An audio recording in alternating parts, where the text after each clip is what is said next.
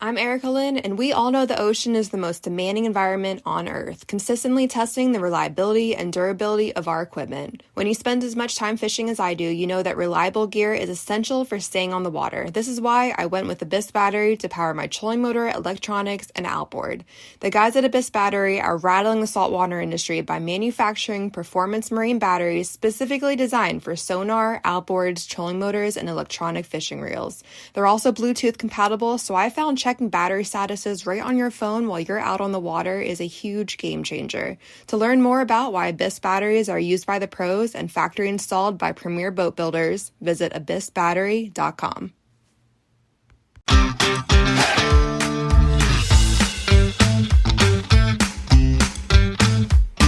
Hello and welcome to the Publicly Challenged Podcast. I'm your host, Luke Oswald, and I hope you join me on my quest for knowledge to become a better public land hunter, angler, and forager.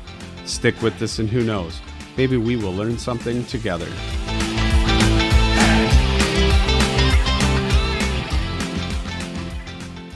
Okay, so I'm sitting here and I'm talking to Jordan Barnes of Close Proximity TV. So Jordan, you want to go ahead and introduce yourself a little bit? Sure, man. You doing all right this fine February evening? I'm all right. Looking to talk to you about some turkeys, man. There you go. Well, you picked the right person, probably. I'm sure I'm not the only one that's daydreaming about spring right now, but I definitely am. Can't wait to kick off this spring season, man. I'm ready. Getting ready. So let's talk about you a little bit and how you got started into turkey hunting. Okay. Well, I guess hunting in general, I used to play sports growing up, as most everybody did. And, did the whole soccer thing, basketball thing, and baseball, t-ball, baseball up until about, I guess it was probably sixth grade. And I think I saw something on TV, or I went to school and some boys went dove hunting. So anyhow, would see some classmates and stuff, and they would talk about hunting and stuff. And so I said, man, I really want to get into that. That sounds awesome. I was probably 8 or 9 years old. And my dad, he hunted in college some. He really didn't hunt a ton or anything like that growing up.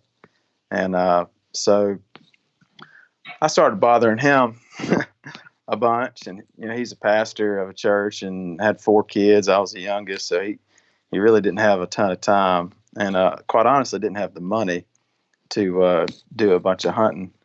And so he started, he got me hooked up with a guy in my church. And that guy offered to start taking me deer hunting. And, we started doing the whole deer hunting thing, not to digress, but we started doing that. And so I started kind of learning the basics of deer hunting from him. And that following spring, at that point, I was just all in. I was hooked on hunting. That's all I wanted to do. That's all I thought about. I rented every VHS tape on hunting from the video store growing up a million times if I rented them once. Read every little magazine thing I could. Ask everybody I could that was in the church that hunted, every question I could. And then spring rolled around, and I had the guy that deer hunted, he didn't turkey hunt any. And I conned him into driving me up to our family farm, which is 2.5 hours away, to go turkey hunting with my cousin. And first turkey, he called it up. I remember like it was yesterday. I don't even think I had a prayer to even hit that turkey. I was shaking so bad, and I missed him. And the following year, still didn't have anybody to kind of take me under their wing to take me a bunch. There's a fella, there's the old turkey killer in the church, and conned him into. We had just joined a hunting club, and I couldn't drive, and he offered to take me. So he took me, and lo and behold, went on another one turkey hunt, and that year, and I sure enough had another gobbler come in, and I, like I say, I had a better chance to I don't know, solve some hard math problem at that age than I did to hit a turkey. I was so jacked up and adrenaline going, and I was just I was a basket case. So I missed that one, and when I missed that turkey, the feeling I got, it motivated me and drove me. I had to know. I had to know at that point how to do this myself. I had to learn every little bit about it, and I had to find a way to get my dad to start taking me. The other guy would take me deer hunting. I needed to get my dad to really get involved and just be my taxi on the weekends. So we got in a different hunting club that had some turkeys, and I asked that old timer, I said, how do you, I had got a turkey call, a diaphragm, and I was so frustrated because I had saved my money up and I bought this little, cheap little diaphragm call. And the lady at the counter at Walmart didn't know how to use it. And I was like, I've spent all my money on this, diaphragm call, and you don't know how to help me use it. I was frustrated, and I kept learning, and I got to where at this point, I'm 13 at this point. By the time this comes around, I finally had learned how to kind of call on a diaphragm and make a decent turkey sound. And I had asked him, that old timer, I asked him, how do you purr? And he said, you don't need to purr. You can just cluck and you'll kill a turkey if you do the right things. And he was right. But for me, I was infatuated with the details. I wanted to learn everything I possibly could. And to this day, I'm still learning. And I say, anything that if you want to do it, right and successful at a high level, you got to be infatuated with the details and always be a student of the game. And you never stop learning. And so we went that opening day, had roosted some turkeys the night before, and there was no Onyx maps back then. We had picked our way through a little post oak ridge to a pine flat, and we got up there, and I hit this little Palmer's hoot tube, and turkeys gobbled. We knew they'd be the next day, so we made us a trail that marked with toilet paper back to the hunting club road, so we knew exactly where to be. So the next morning, I tossed and turned all night, and I stayed up all night. I was just so jacked up to get out there. And I knew where those turkeys were, where they wanted to go. I had just been studying and learning everything about turkeys, and I knew those turkeys were going to head to that field. And we got in between them. I said, come on, Dad. We got in between them. I said, let's just get in between them, and I'm going to call a little bit to them. And sure enough, it was right after fly down, two gobblers. Just the way I learned growing up was just natural. The decoys that were out back then they looked more like probably a chicken or something like that, or a crow, than they did an actual wild turkey. So we never really messed with them. And the few times that we did, they scared more turkeys than they did anything. So we just kind of tossed to the side. But yeah, two gobblers, they just coming to find us. And that's what started it all. I shot my first turkey at 13, and I remember it like it was yesterday. And I've been basically obsessed since then. So that's kind of how I got started. Sorry for that long rendition there. No, that's good. That's a good story. But I'm kind of curious. So you kind of hunted private land and hunt clubs. At what point did you end up going mostly hunting public? So when I got my driver's license, there was only so many turkeys on that hunting club. And so I would shoot one, I would shoot one there on that hunting club. It was good for probably one or two sometimes. And then, I would hunt public because that's all I had really to hunt. And I could really get out there and find turkeys. You could always find turkeys. There wasn't as many people hunting back then as there is today. And that's just kind of how that all, started as far as Georgia. I started when I got into college age is when I started kind of traveling a little bit. Of course, I was, hunting with a shotgun back then in the day, and I hunted, that way until probably, say I'm 35 now, 2015 is when I switched to the bow and arrow. So, and I started, filming my hunts a few years before I switched to the bow. So when I started filming some, I started using the, decoys somewhat to get better footage and things like that. But that's kind of how that kind of happened. So let's talk about that. When you started talking about the self-filming thing, what made you decide, or how did you come about that you wanted to start filming your hunts? Well, for me, you would see TV and stuff where they're filming and having TV shows. I never really aspired to have a TV show or anything like that, or be on TV or none of that stuff. I was doing it because it was something cool to relive that memory, because once you shoot an animal, all you're really stuck with is your memories.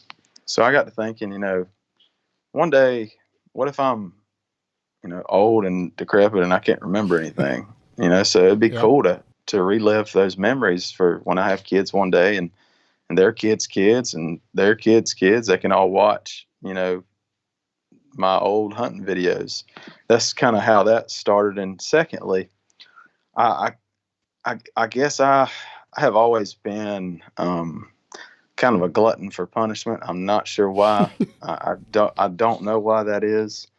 I kind of sometimes wish I was not cursed with that, but it was a way to kind of also make it a little bit tougher. Now, like I said, there's guys out there probably way more talented that can, shoot them without a blind and a recurve and film it too. And I just don't know who they are. There are probably tons of them out there that just don't put their stuff out there, But for me, it was just a way to kind of, with the shotgun, make it a little bit more challenging. I had something I could take away from it. That's kind of what kind of prompted, I guess, the Yeah. whole filming stuff.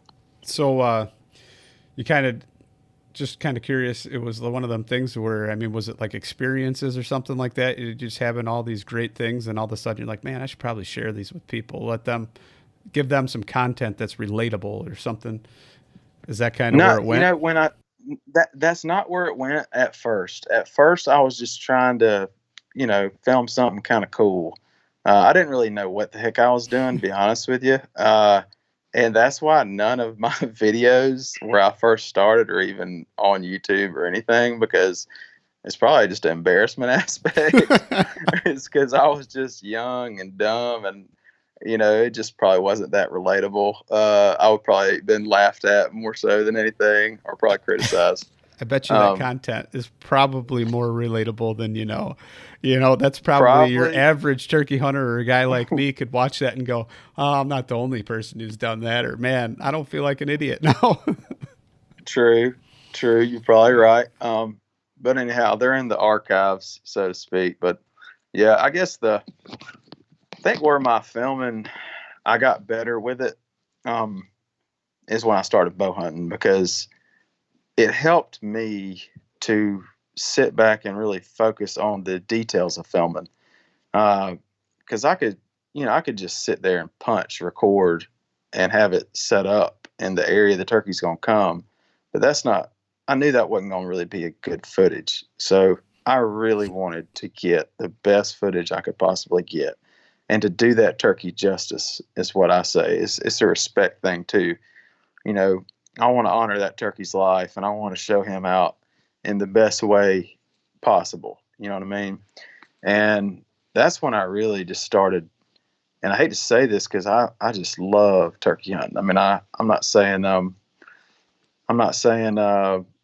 I love it to the top over everybody, but I just don't think there's probably not anybody that cherishes it or appreciates it more than I do, or anything like that. And there's lots of guys that do have a great respect for it, but for me, that's just a way I could honor the animal, and I really wanted to get some really good footage. So I focused on being a cameraman really first, and I'm still that way. I mean, it's maybe changing a little bit just because of the handicap that I give myself.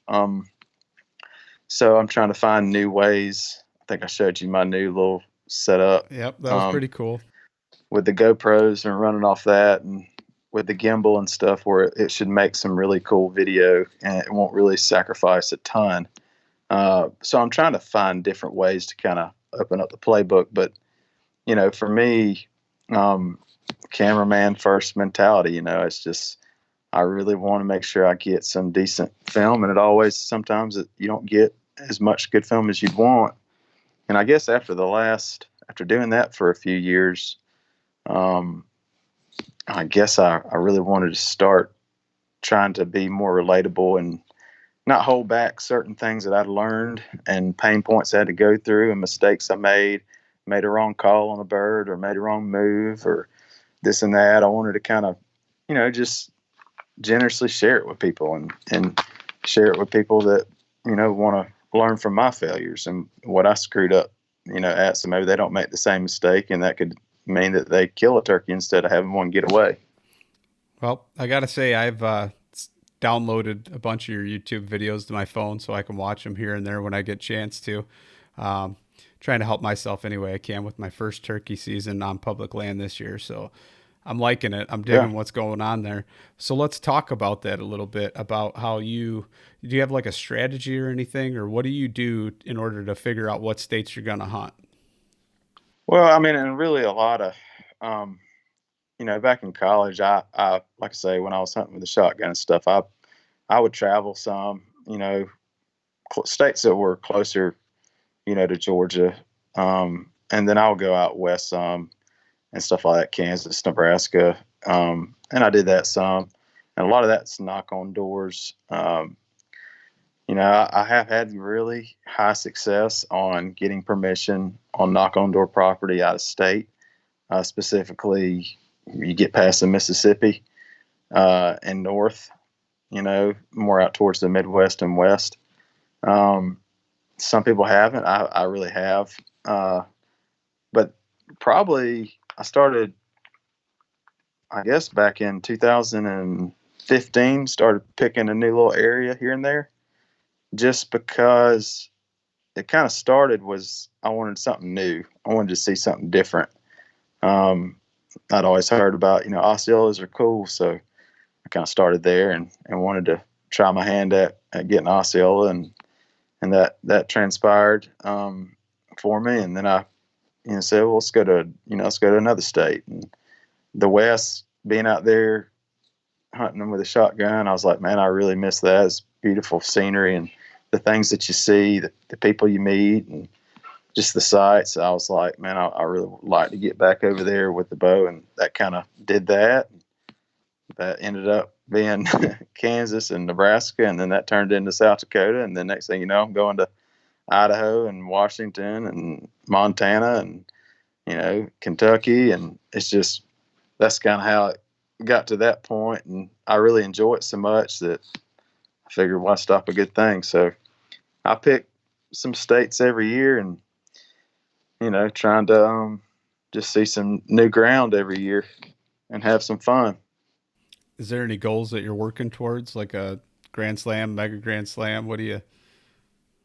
Well, I have done the Grand Slam or whatever with the bow, but I really that wasn't actually really planned. It just happened that I happened to kill a Osceola that spring, and I was actually, of all places, I was living in Jacksonville for a job I took out of college. Well, years after college, I worked in law enforcement for a little while after college, and then I actually wasn't finished with college. I went back, got out of law enforcement to go back to college because the pay wasn't that great. And the time off was great, but the pay wasn't that great. And I got to thinking, if I want to do some of the things, that I aspire to do in my life and hunting goals that are just personal goals, then I need to find a different, career. So that's kind of what landed me in Jacksonville. And I worked in insurance a little bit, and then I was able to get on with a company back at home in Georgia. And that's kind of afforded me the ability to take trips and take time off and stuff like that. So that's kind of how it got to where I decided I was going to start doing different states every year. And there is something, it's called like a super slam. It's 49 states that have turkeys. And I am pursuing that with the bow and everything. But yeah, I just kind of attacking the hard west and working my way back, and then attacking the northeast, and probably take 3 trips a year. Not as much as I'd like, but I can't really complain. There's lots of guys that get to probably travel more than I do. I'm sure there's a lot of travel less though too, man. I could tell you that. That's true. So, I can't really complain. I'm sure if I could take more time or take the whole season off, I could knock a lot more states out and probably shoot a lot more turkeys. But I'm content with what God's provided me, so I can't really complain too much. Yeah. So let's talk about once you pick a state, because it's kind of, you're just trying to knock through the states. That's pretty cool that you're going to try and just make it all over and get a turkey from each one that you can. How do you pick a spot once you've drawn a tag from that state, or you buy one over the counter, or whatever, however it happens? How do you find the birds and pick a spot to hunt? Well, that'll kind of go back to when I first started hunting public land. Locally in state is a little bit different than out of state, but a lot of the principles still apply. So, in state, I can put obviously a lot more boots on the ground. I can drive to different areas. I can, research. Back then, we didn't have the aerial technology we have now. So back then, it was a lot more of going to an area, walking the property boundaries, figuring out, where the different transitions were, where the habitat looked good, where I actually saw turkeys at, where I heard turkeys at, going a lot of mornings, things of that sort. And I really didn't go far out as a kid growing up with a driver's license. So I wasn't going that far from home. So I was hunting, 3 or 4 public places around home. When you get into the out of state, yeah, it is kind of how I do it is I have certain steps that I take. It's very detail oriented. I know there's some people that probably don't go into near the detail that I do, but I kind of look at it as don't leave any stone unturned. I'm trying to find out as much as I can that's going to tip the odds in my favor. So the first thing I do is I look at stuff like news articles. I'll search Google, places, turkey problems. Towns have states where there's too many turkeys. I've even seen where someone said there's too many turkeys and they have a farm. And then I call the person that has the farm and I say, hey, I'm from so-and-so. I saw that you have a turkey problem a few years ago. I'm planning on coming up there, and there you go. I just unlocked the door for a starting point. I look at the harvest reports. I'm not so much worried that there might be a lot of hunters in that area, because the way I look at it is I can break down what percentage of those harvests or what percentage of the kill ratio was in the first 2 weeks. So if I'm planning on going in May, then I know that there's probably everyone that is a turkey hunter has probably killed their birds. And so a lot of times I've got a ton of land to myself. So I look at that. I'll call around, ask to gain permission. I'll call different businesses, gas stations. Clerk will pick up the phone in the area I'm looking at. Hey, where do you normally see turkeys? Stuff like that.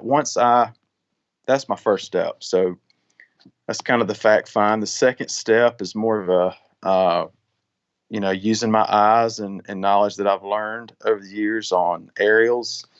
I'm looking for topography. I'm kind of a flatlander, so to speak. That's where I feel most at home. That's where I don't know. I feel my confidence level is a lot higher that way, especially with the bow, just because, I can work the ridges and stuff. But if you're sitting down on a tree and you've got a bow pod and you're trying to jam in your bow to get it level, it's just a lot more moving parts with the hills. So I kind of look at the topo. I like creeks, rivers, drainages. I'm looking at remote areas. I'm looking at places that people just simply aren't going to do the work. to go that distance. They're more apt to find a turkey that is close to the road, as opposed to some that are barely audible. Um, so remote areas, hip boots are a trademark for me. I mean, I wear hip boots a ton during the spring. If I'm normally, I find myself in swampland. The swamps is kind of what I know best. So hip boots, I tend to wear those. Also have some danners. I like to use the danners, and I like to use gaiters to keep my feet dry. So I kind of wear those a good bit as well. And I've actually got some pullover hip waders that a company, I can't remember the company that makes them, but it's like I don't know, Cordera, kind of slips over your foot and it packs up real easy in your vest, and you can just slip them on and walk across a bunch of water and take them off and pack them back up. I use those some, but I'm looking at, can I get a boat in, a kayak, a bike, looking at upgrading that to an e-bike at some point. Those might spoil me though, but that's kind of step 2. Step 3 is going to be a boots on the ground, and that's kind of in the hunt. Typically, I'm going to start off at daylight, and I'm going to try to get to a high point near a good area where I can hear. And then from there, I'm just confirming my suspicions. I'm confirming, after that, I don't hear anything, or if I do hear anything, I'm still scouting my way towards it, looking for tracks, stuff like that. And then I'm looking for, let's say I've done all that and I've found turkeys. I know where there's turkeys at. I'm going to put that in the back of my mind. I'm going to go try to find as many spots as I can.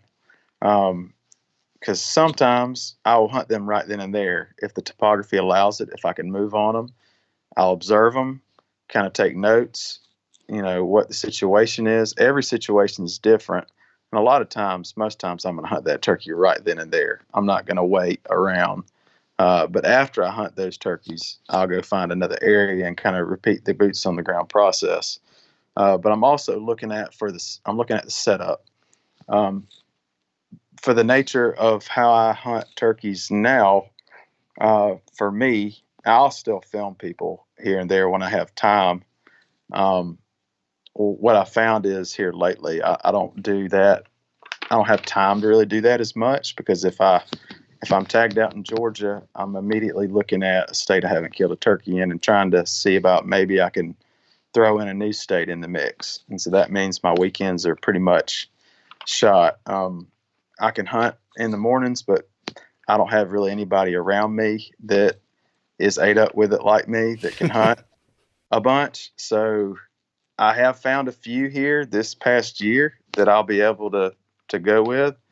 And I can hopefully yelp some birds up for them. But that's kind of the situation there. But for the nature, I digress. The nature of how I hunt now, I'm very much handicapped in my setup. So what that means is I have to pay a lot of attention to where I'm going to set up.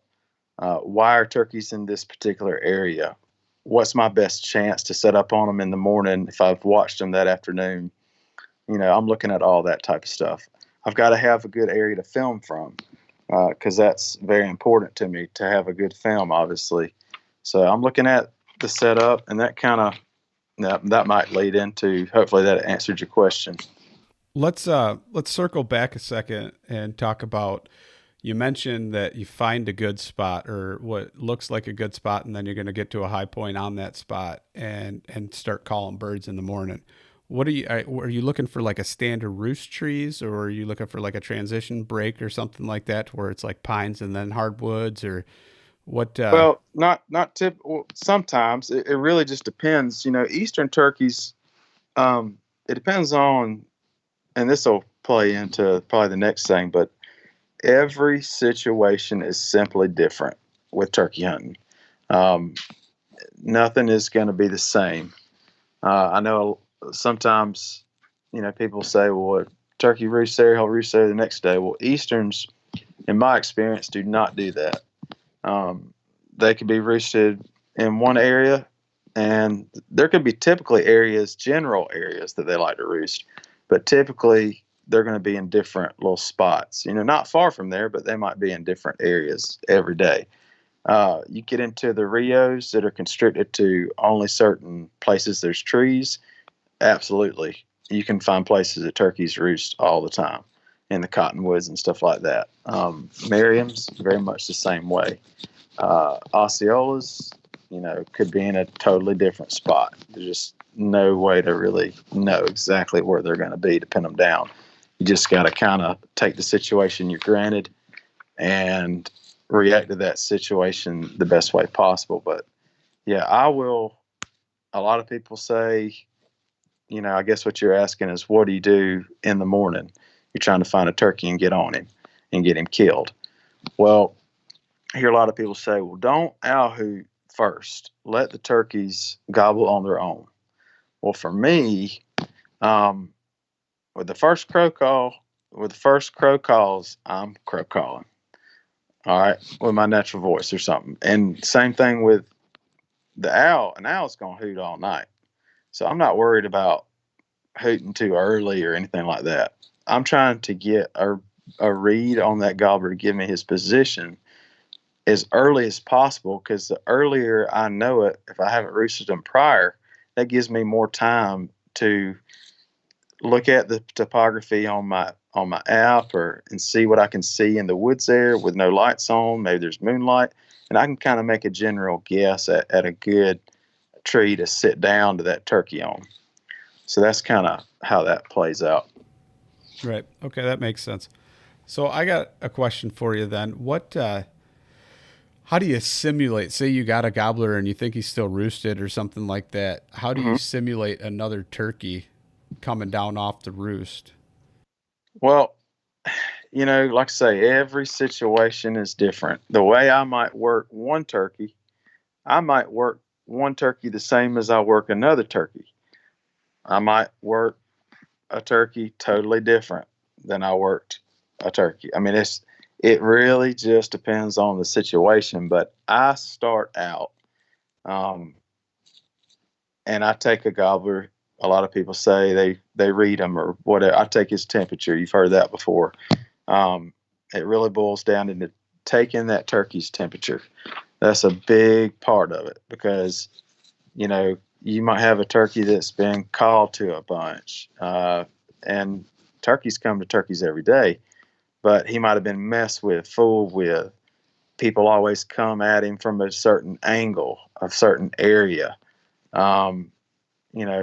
Turkeys, I think sometimes people give them a lot of credit, and they are very adaptable to pressure, but their brain is the size of a peanut. So I always, when I'm getting it handed to me, because I fail. I have failed. It ain't the last time I'm going to fail. But I always think when a turkey's handed to me that I'm gonna kill him, because his brain is the size of a peanut and mine is not. So they can be predictable. They can be unpredictable. But I think of it as a toolbox of communication. That's what I come at each turkey with, a toolbox, and I'll pick different tools out for different situations. But I'm always going to start each situation very soft.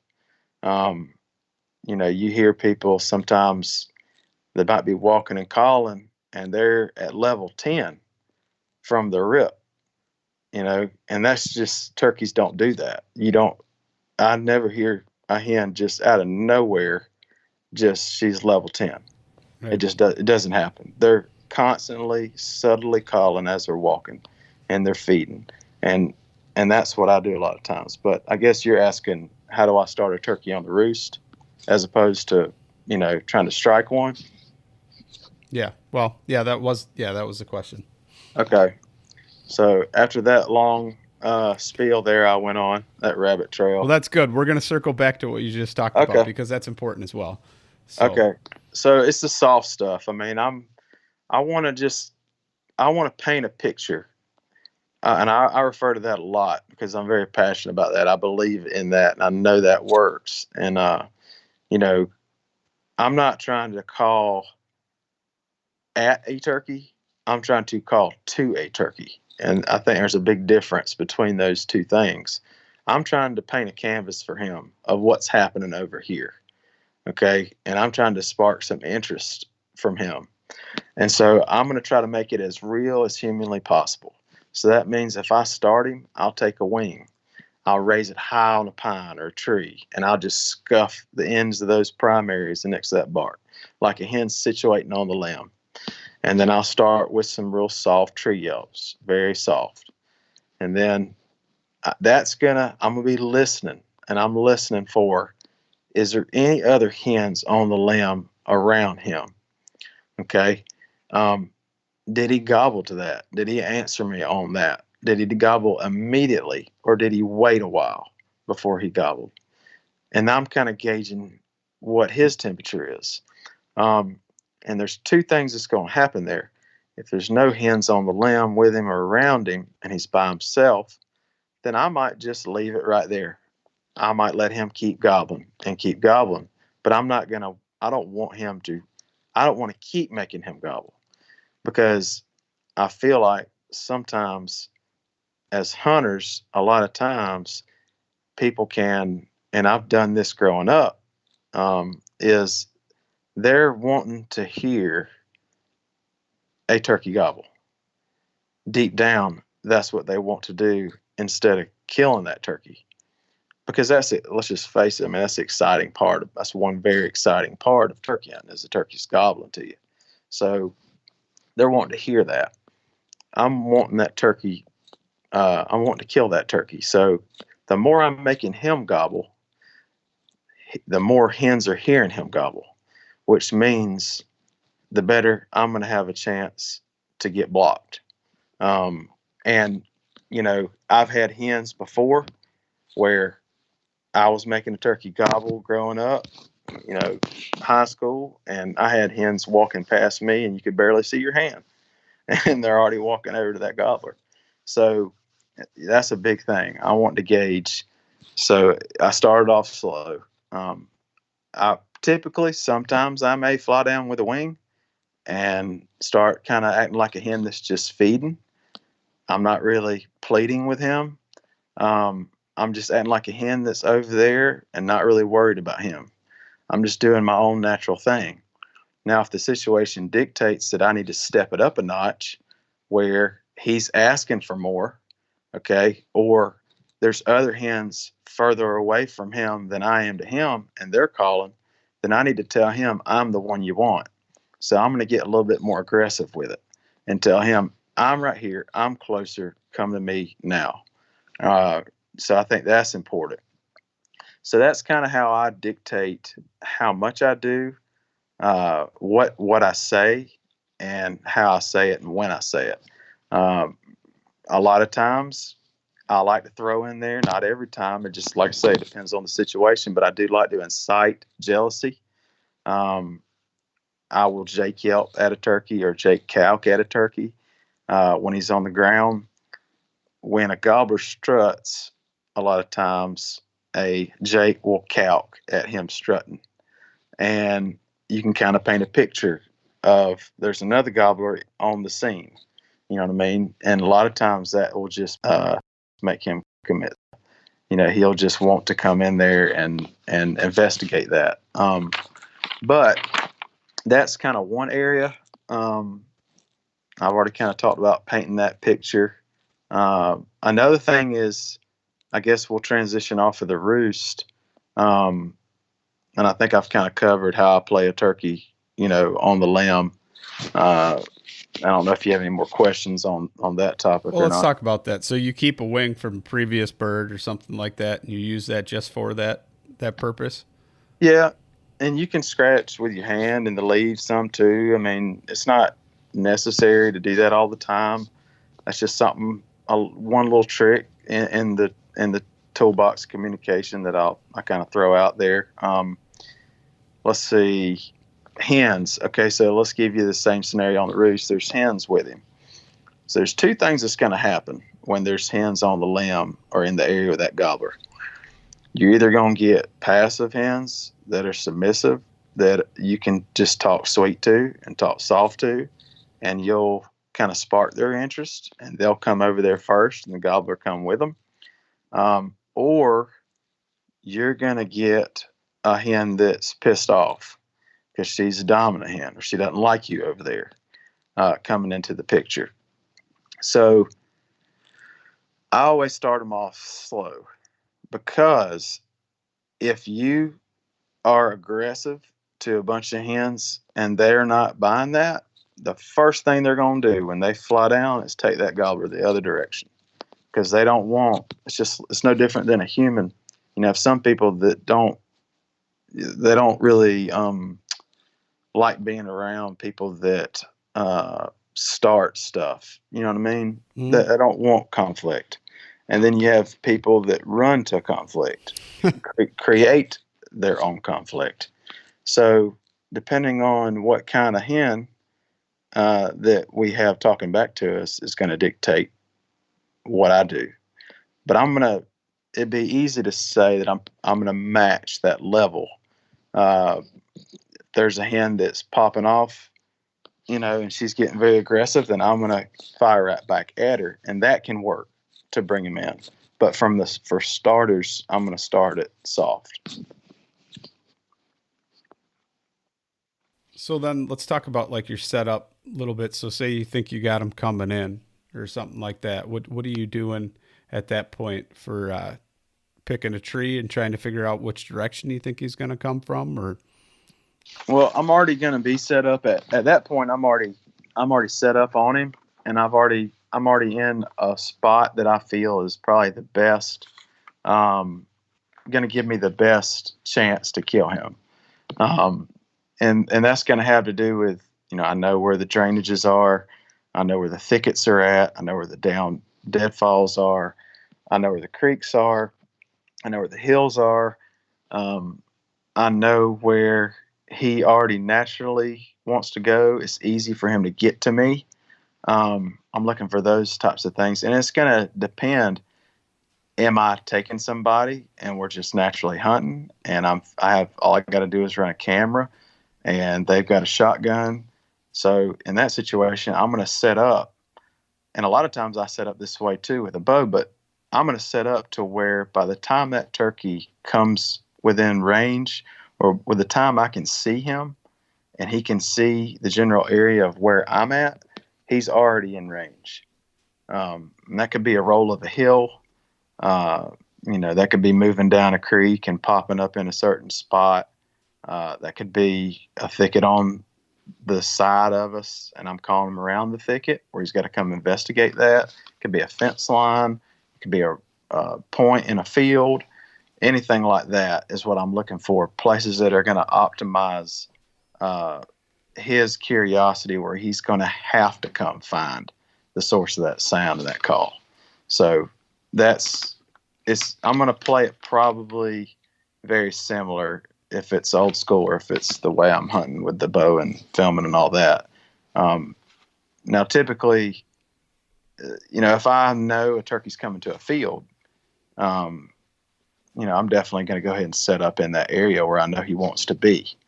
So, sometimes there'll be a turkey and he might be 1,000 yards from that field and it'd be off the limb. I'm not even bothered about going way down in there, trouncing through all that stuff. If my scouting tells me that turkey's coming to that field off the limb, now I'm not going to sit there and wait on him all day, but if I know he's coming there naturally off the limb, then I'm going to go ahead and set up right there on him. So that's kind of off the limb. That's what I've got for that. Yeah.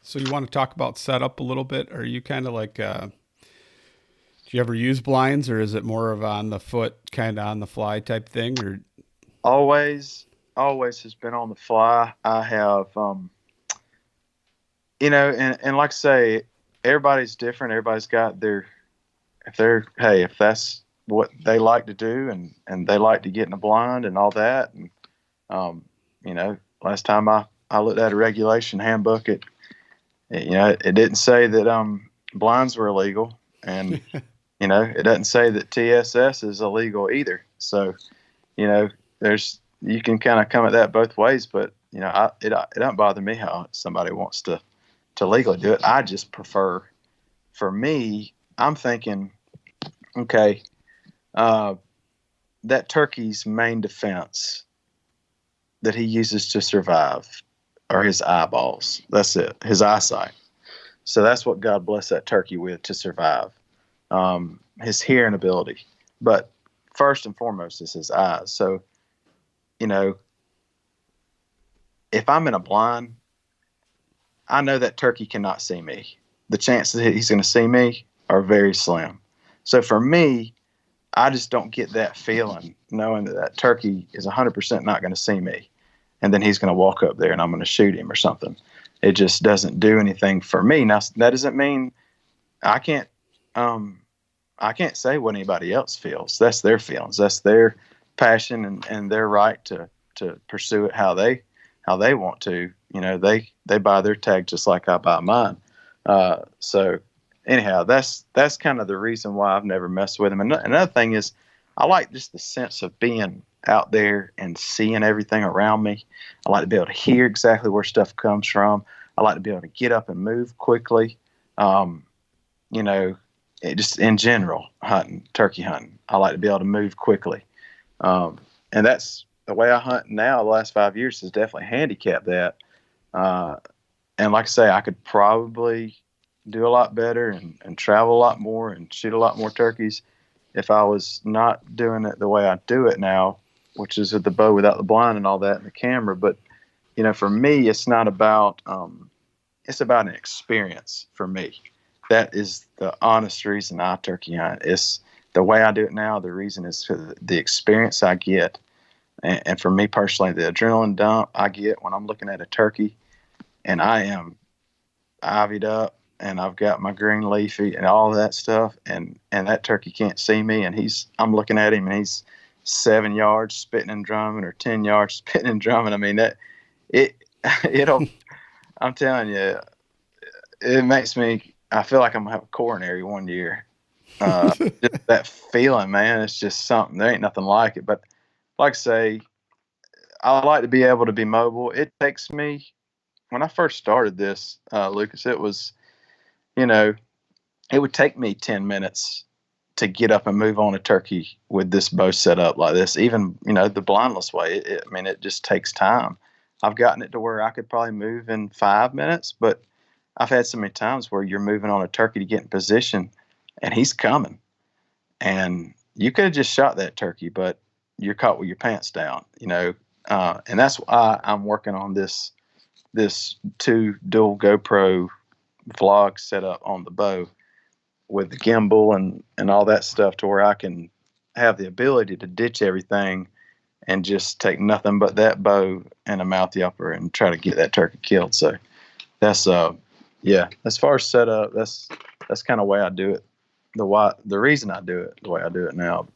Yeah, I've never really used a blind for turkey, but I mean, I could see how it would kind of even hinder you at some point because you can't pull an audible and try and make a move or something if he ends up circling around or something like that, and then you just ruined your shot. But Mm-hmm. I mean, unless you knew exactly where he was coming out and you had some decoys set up or something so you could draw him right to that. But let's talk about that then. Now that I mentioned decoys, are you a guy that always carries a decoy, or is it a situational thing? Well, with the bow hunting without a blind and the camera aspect, if I was just bow hunting and that's all I was doing, I didn't worry about camera, I probably would not hunt with them just because it's something extra to carry. Uh, I would be more inclined to get in between that turkey in the field as opposed to go set up in that field. I would be more opposed to strike that turkey and work that turkey. You know, but because of the way that I'm doing it, it is just about impossible to do it without a decoy if you're filming and using that bow and there's no blind involved. It's just, you know, I'm in the business of the experience, but look, I mean, I'm not trying to be dumb here. I like killing turkeys, you know, and if I plan on killing turkeys the way I intend to do it, then yeah, I do definitely use a decoy. In a lot of those cases, the turkeys, like I say, by the time he comes into range, he's would have been dead with the decoy or no decoy with a shotgun. So it's, it's kind of tit for tat. But yeah, if I'm, like I say, back in the old days, I say old days, going back to, I filmed for a few years with a shotgun before I transitioned to the bow. But before then, you're talking about 15 years, I didn't never mess with them at all, and it didn't matter if I was hunting the field or hardwoods or whatever, because I could just use woodsmanship and pick my way around the field and get to an advantageous spot to kill that turkey in the field, or get to a roll in the hill, or call him right over a rise, or intercept him on a logging road, or all types of stuff. And even today, most of the time, it depends on who I'm with and who I'm hunting with. But most of the time, if I'm hunting and someone's just got a shotgun or something, we're gonna leave that decoy at the house. So are you mostly like a Jake decoy or a hen decoy, or what's your go-to? Or are you carrying one of each? For the bow hunting, it's normally going to be a Jake. Although, and it's really a mobility thing. I could have a lot better chance most of the time with a strutter, because I can wait till he gets behind that fan somewhat. But that thing is just, let's face it, I mean, I'm trying to cover ground and stuff. I'm not trying to tote that big old heavy thing everywhere. So I like just a Jake. That's it. I mean, a Jake, and maybe I can fit a hen in the same bag, and I'll use that bow hunting. I'm kind of experimenting, as I've told you before, but I'm experimenting because I want to open the playbook up, so to speak, to give myself more opportunity to kill a turkey if I'm in a state or something. And even this year in Georgia, I mean, if I'm in a situation where I need to move quick, and I know if I can get to this spot, I'll get a chance to kill that turkey. I'll wait till he gets behind a tree. I'll take nothing but my bow. I'll have my 2 GoPros rolling, and we'll wait till he gets behind a tree, comes up in there tight, and we'll stick air in him, But with the bow, it's definitely, I will use them. And when I do use them, I'll use a Jake for the most part. And the head color, another thing I'll add, the head color of a decoy, and I try to use a realistic decoy, the most realistic I can find, but the head color of that decoy is huge when you're bow hunting them like the way I'm doing it. A red head color means that turkey is subdominant. If you see a gobbler and he's, king of the field or whatever you want to call it, and he's got a bunch of hens, he's out there, or if you see a gobbler that is being dominant or something like that, that boss gobbler, he's always got that white crown head. A lot of times, a lot of white and blue. And a lot of people say, well, they use that breeding too. That's true. But I can just tell you, from when I started fooling with the decoys, the few years I shotgun hunted with the camera before I transitioned to the bow or whatever, a few years before that, I started out with they had the white head and all that stuff. I had a turkey one time in a corner of a field, and he must have gobbled 100 times if he gobbled one time. And he was all over me. And I was just taking his temperature, calling to him some. I shut up on him. He just said, keep gobbling. And when he hit that field and he saw that decoy and he saw that head color, that turkey kicked out of there and ran as hard as he could. I had not moved. I didn't make a muscle. And he took off and pitched and flew across that field. And I found out the next day I killed the boss gobbler out of that field. And he had 1.5-inch hooks. And I learned something at that day. I always say you're always learning. You're never going to know it all. You can try, but you be a student of the game and you'll never learn it all, but you you can try. But I learned that, and I have always had a red color scheme on a Jake decoy with a little bit of white on the top, and it has not let me down. I can tell you that. I have never had one run like crazy away from it. They have hung up a bunch, but they have never ran like that. Because he So, knows he's going to come in and put a whooping on him. Huh? well, Is that and the theory behind that? yeah, and, well, you got to think too. You're kind of telling him when he's looking over there, he's thinking, okay, this guy's not saying he's the boss, and I hear a hen over there, so I'm not really intimidated by that. He's not really flexing. You know what I mean? I mean, if you're going with a white color scheme on a head, you're essentially targeting 10% of the gobblers in that area. There's only really going to be one dominant bird in a general area. You might have another that's kind of up there in that social pecking order, but you just you're trying to do a sales pitch to only a few. Not saying that they won't come into that white one, and they will. A lot of times, early season, if you have a few gobblers, they'll gang up on it and feel like the odds are in their favor. But for the most part, yeah, you can't go wrong with that red color scheme. And I've heard people say exact opposite of what I'm telling you. I'm just telling you my experience. That's just the honest truth in the woods time. Nice. That's a good thing to know. So let's talk about your toolbox. Is there anything else in your toolbox that you want to tell me? Yeah, well, I mean, are you talking about like working the turkey as far as things that you'll pull out of there? Well, yeah, you got your work in the turkey, yeah. Okay, And so then, yeah, you're calling the rest of your calling sequences, right, are working them? right, so realism in your calling, you can do that with your wing, and you can do that with certain subtle features that you throw into a sequence and stuff that paint that picture. Um, there's other things that you can do. I mean, I think a lot of people. When I started, I went straight to the mouth diaphragm from the start, and I've had one in my mouth for 25, almost 23 years now. Um, so that's something I've always been working on, trying to get it to that level of sounding as much like a natural, actual hen.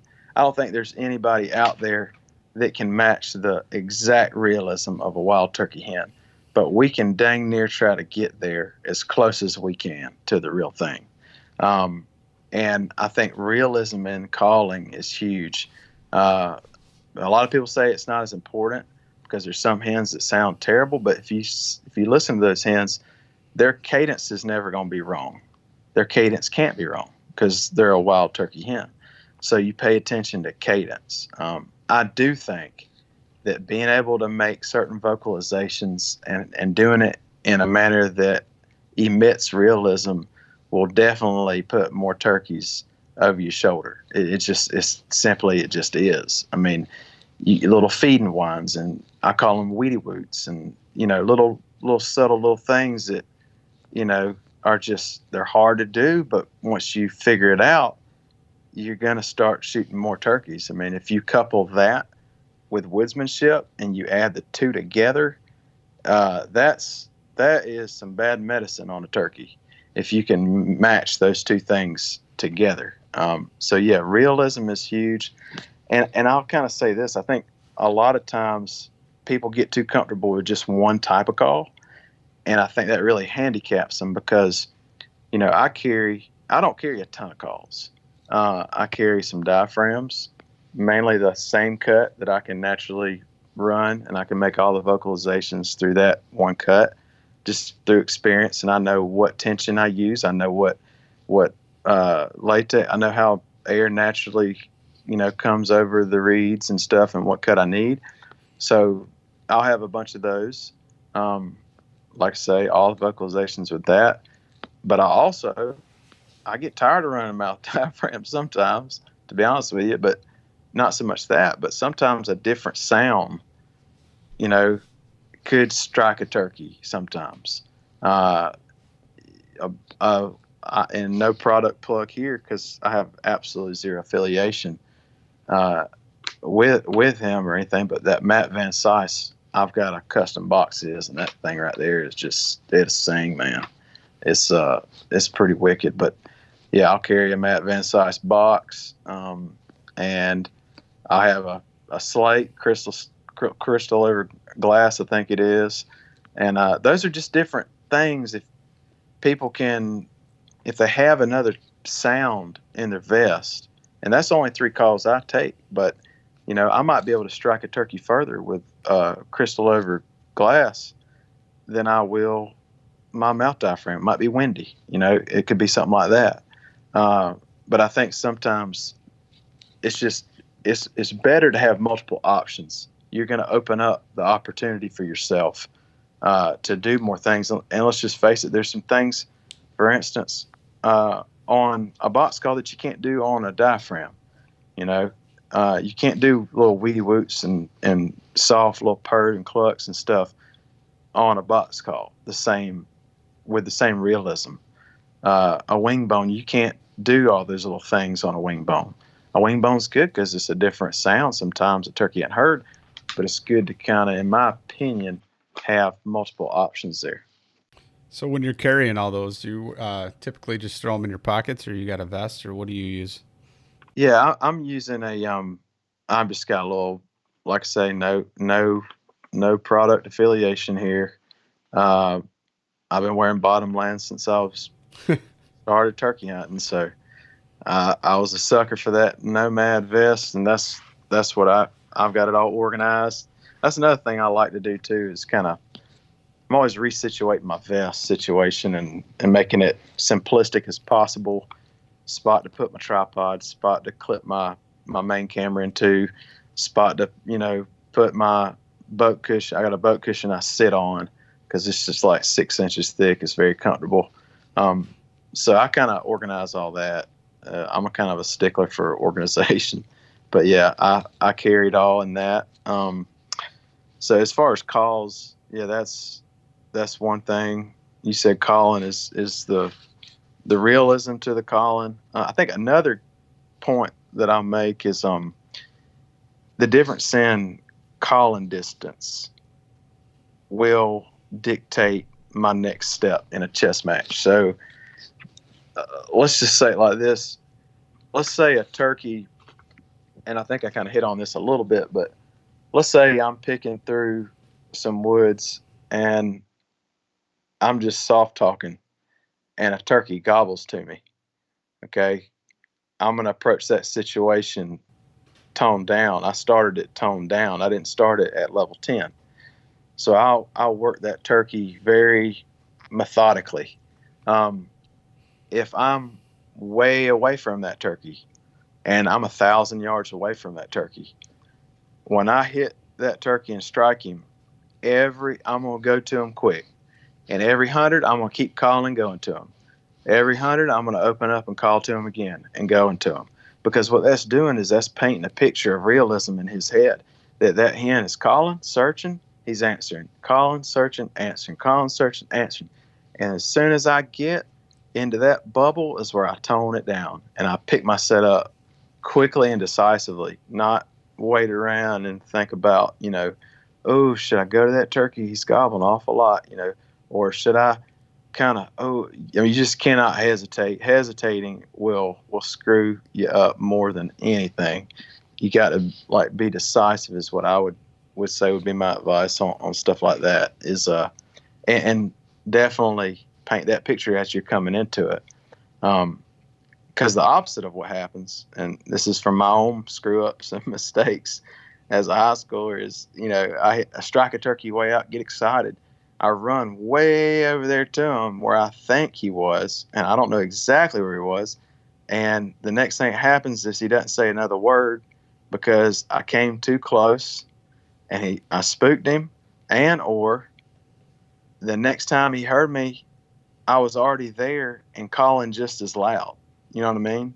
So that's kind of standoffish to him. Now sometimes it's not. Sometimes you get lucky, and he answers he didn't see it, and he's fine with it, and here he comes. But generally, it's best to work that turkey gradually and come at him and keep coming and answer him. He calls back. If I'm working a turkey that's kind of tough, and we're having a standoff and he's not saying nothing, I'm not giving up my position. I'm not saying anymore. I'm just giving him just a little bit. If he gobbles in that silence, I'm answering him immediately right back because that's natural to him. You know what I mean? So that's what I would say as far as what else I've got in that toolbox as far as communication with a turkey. And there's some other little tricks. If I go through my progressions and we're getting to where this turkey's just really giving it to me and handing me it looks like he's handing me an L in the column there for a loss for the home team, then I'm gonna try last ditch stuff. I mean, I'll try to stage a fight, gobbler fight, slap my wing against my boot and make a bunch of ruckus and stage a bunch of gobblers fighting each other and all kind of stuff like that. I'll try that probably. If I have somebody with me, I'm going to try to move off away and try to bring that gobbler to come find where I was at and try to tell them I've left. So that's another thing. But yeah, just off the top of my head, that's what I would think about as far as that toolbox communication. You got anything else that goes along with that, or? Let's see. I would say another thing is sometimes, like I say, and I'll probably say this 1,000 times already, not to beat a dead horse or anything like that, but sometimes your calling is dictated by the situation, obviously, but sometimes I'm going to call to that hen. If I'm chasing a turkey around all morning and he's got hens, I'm going to try to get around on him, and I'm going to try to call to the hens instead of the gobblers, because obviously Insanity's doing the same thing, and you're expecting a different result. You're moving on them, and you're doing the same thing, and you're just doing your same little call or whatever, and he's gobbling and he's trailing behind some hens.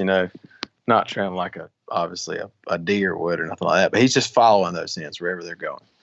I'm going to try to call to those hens instead of calling to him. And that's another kind of thing that I'll use. And sometimes, to be honest with you, take it for a loss. Go find a different turkey that wants to die. There's nothing wrong with that. I've lost some battles and I'll lose some more, but sometimes I won't waste a ton of time. Sometimes I will. Sometimes I'll get a chip on my shoulder and I really want to, see that turkey through. But a lot of times, if I've got other areas that I think, the time's right in the day and, I want to go check some of the stuff. And, that might be another good topic you might want to discuss is like, what's the best time? I know y'all close it down in Illinois at like 12 or something. Noon. Yeah. Yep. So it's sunrise or half hour before sunrise to noon. Wow. That's all you got. So I haven't hunted a state like that yet. I think I might. One of those states I'm going to, I think Missouri or Arkansas, one of them has something like that. This year I'm hunting Arizona, Colorado, Wyoming, Utah, Ohio, West Virginia, and Maine, and obviously Georgia, my home state. But I'm just trying to think if any of those. I think one or two of those might close the first part of the season at 12. But by the time I get there, it'll be all day, which I really like that because that gives me, if it's daylight, I'm hunting. I mean, if I'm on a trip and if I can hunt and it's a weekend around here, I mean, I have shot turkeys at every hour of the day. I have shot them at right at light where you could barely see them flying down to you and you had to wait for it to get light to shoot them. I've shot them where it was getting slim pickings on the darkness because they were heading, towards the roost in the last 5 minutes of legal shooting light in the evening. and every hour in between there, I've killed them. So I mean, they can, you can kill them at any time of the day. They're susceptible to work, and you might just stumble up on them, and it's the right place, right time. I would say statistically, I probably shoot more, probably right off the roost, but I don't know. I'd probably say more in the afternoon. I probably kill more past 12 o'clock than I have any other time, to be honest with you. Well, I might be in trouble. Well, then with no, my no. tag, but You'll, there's been a plenty of them that died in the morning for sure. I mean, it's just saying per capita, I'm just trying to think. It might be half and half. I don't know. I just know that plenty of them have been past 12 for sure. But hopefully I didn't go on too long a rabbit trail there. No, that's pretty good. So I appreciate you coming on and talking to me about all this stuff, turkey hunting. And if there's anything else you'd like to add, or actually, if you could tell people where they can find you. Yeah, it's Close Proximity TV on YouTube is where all my content is located at, and that's where you can find. I do here lately, the last few years, I do a day, kind of like a daily vlog. It's called Deer Journal, and then I have a Turkey Journal, and I try to I'm learning more and more how to be more efficient with it. And it takes a lot out of me, but I try to do it real time, and I try to get it out there to subscribers and just anybody, I guess, on YouTube, as quickly as I can. Like I say, I'm learning to be more intentional when I hit that record button, and try to offer more in the content. I'm not getting paid to do it. I do it because I just enjoy it, is the main reason why I'm doing it. But yes, YouTube, and I have a Instagram and a Facebook page as well. Same. Those are Close Proximity TV too, or just Close Proximity? Yeah, Close Proximity TV. Yep. That is it, man. And I started to just name it like when I first started it, I was just going to just name it Close Proximity, because that's just kind of the way, for me, it's about more based on the experience and just getting really close to wildlife. And when I'm out there and I'm doing that and I'm experiencing that, I feel closer to God. It's where I'm at peace, just doing that. So, but yeah, that's what it is called, my friend. And that's what I've got. So you're getting ready for Illinois then? Yep. I'll be hunting. I believe it's a week of the 12th. It's first season, so we'll be doing that. I got a few days to do it. I don't even know if I'll get to hunt the whole season, but I'm gonna try and get out as much as I can. Well, what's the limit in Illinois? Is it one turkey? One bird. Yep, it's one bird. Okay. Well, that's all. Yep. All it's going to take is just doing a little scouting and due diligence, and I'm sure all it takes is takes just one hunt, man. I think you're going to get it done. I really do. I appreciate it. Yeah. So I appreciate you coming on and talking to me, man. And thank you very much. Yeah, absolutely. God bless, buddy.